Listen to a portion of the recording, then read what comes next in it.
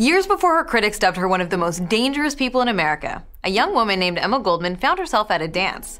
Although she was a political activist attending the event to gain support for her cause, she also just loved dancing. So much so that one of her allies took her aside to criticize her for being frivolous and undignified.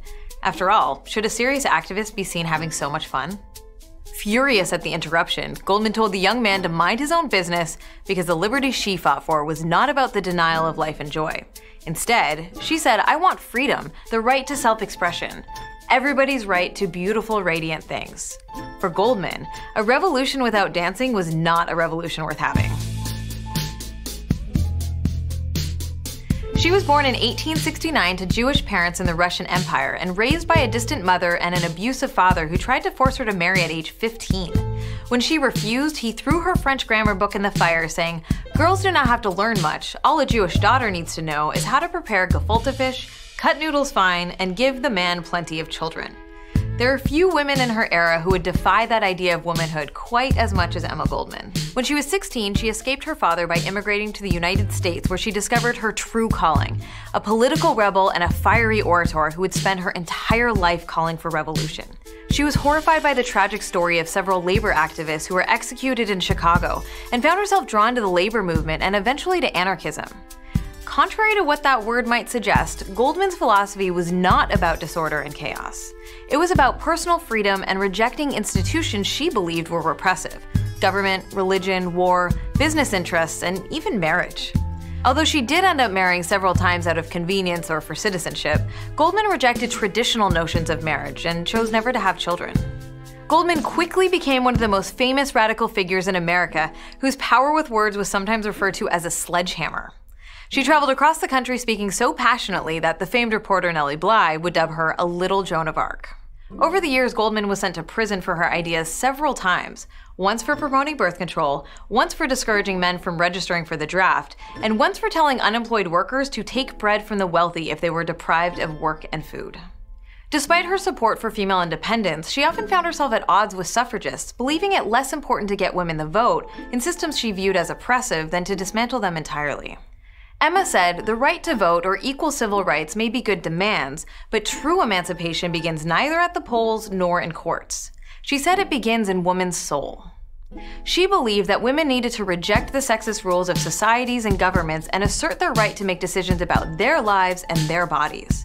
Only that, said Goldman, would truly set women free.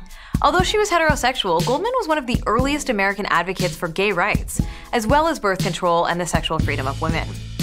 "I demand the independence of woman, her right to support herself, to live for herself, to love whomever she pleases or as many as she pleases," she wrote. "I demand freedom for both sexes, freedom of action, freedom in love, and freedom in motherhood." Many of her ideas about gender, sex, and sexuality would be considered controversial even today, and in the late 1800s, they were positively shocking. Goldman was a thorn in the side of American authorities for many years.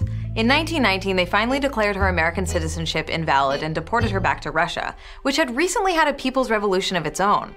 But what she found in the aftermath was not the utopia of her dreams, but rather another repressive regime willing to crush the rights of its own citizens. After meeting with Lenin himself, she became deeply disillusioned with the new communist government. So she traveled abroad, speaking out about the oppressiveness of the Soviets, which alienated many of her allies and got her ejected from both Sweden and Germany. When she finally returned to America in 1934, with the permission of the Roosevelt administration, Goldman was a grandmotherly figure in her 60s, but just as stubborn and outspoken as she'd ever been. On her final US speaking tour, her speeches rallied against the fascism of Hitler's Germany and the communism of Stalin's Russia, angering people on the right and the left.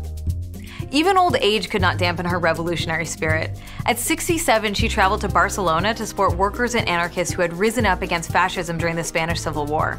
She called them a shining example to the rest of the world and told an audience of 10,000 that "your ideal has been my ideal for 45 years and it will remain to my last breath." At the end of her life, when the goals of her cause seemed more unpopular and further away from reality than ever, Goldman never wavered in her beliefs, even when the price was deportation, threats of violence, and prison terms. She hoped that her example could light the way for future generations as well.